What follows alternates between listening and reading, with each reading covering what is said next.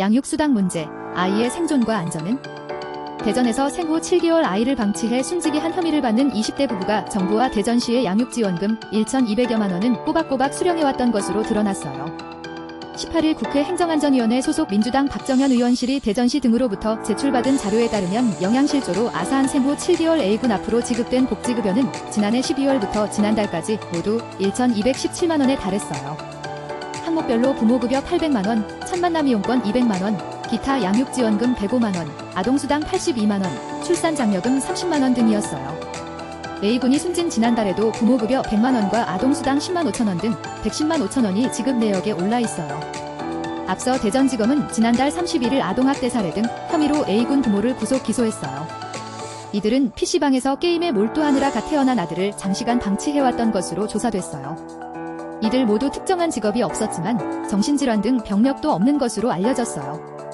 사망 당시 A군의 몸무게는 3kg대로 생후 7개월 남아 표준 체중의 절반에도 미치지 못했는데 국립과학수사연구원 부검 결과 영양실조와 탈수에 의한 사망이라는 소견이 나왔어요.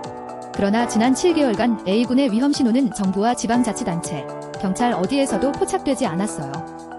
대전시 조사 결과 A군은 이아동 행복지원 시스템과 복지사각지대 발굴 시스템의 발굴 대상자에 포함되지 않았어요.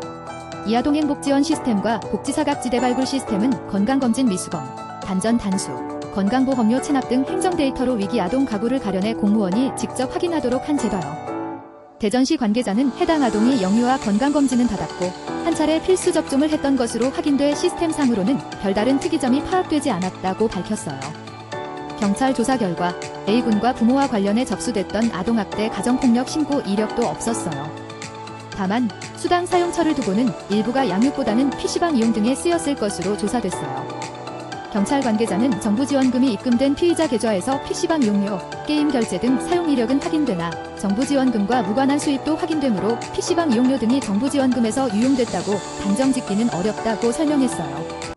이처럼 수당은 아이가 태어나서 숨지기까지 빠짐없이 지급됐지만 정작 아이의 안전 확인에는 허점이 드러나면서 현행 양육수당 지급 절차에 아동의 생존과 안전을 직접 확인하는 장치를 강화해야 한다는 주장도 나오고 있어요.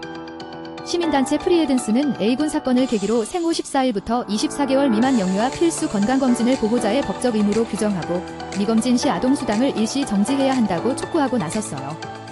프리에든스 관계자는 새로 예산을 들여 제도를 만들어 전수조사를 하기 봐요. 이미 수검률이 높은 영유아 건강검진을 활용해 영유아 안전 확인을 강화하자는 것이라며 모바일 유선 안내, 담당자 가정방문 대면 확인, 최종 불응 시 아동수당 일시정지 등 3단계로 대응해야 한다고 설명했어요. 이 같은 내용을 골자로 한 규제안 마련 요청건은 현재 국회 국민동의청원이 진행되고 있어요. 박정현 의원은 이번 사건을 부모의 책임을 묻는 것으로 끝낼 것이 아니라 이 죽음을 계기로 아이가 먼저 보이는 아동복지 제도를 진지하게 고민해야 할 때라고 말했어요.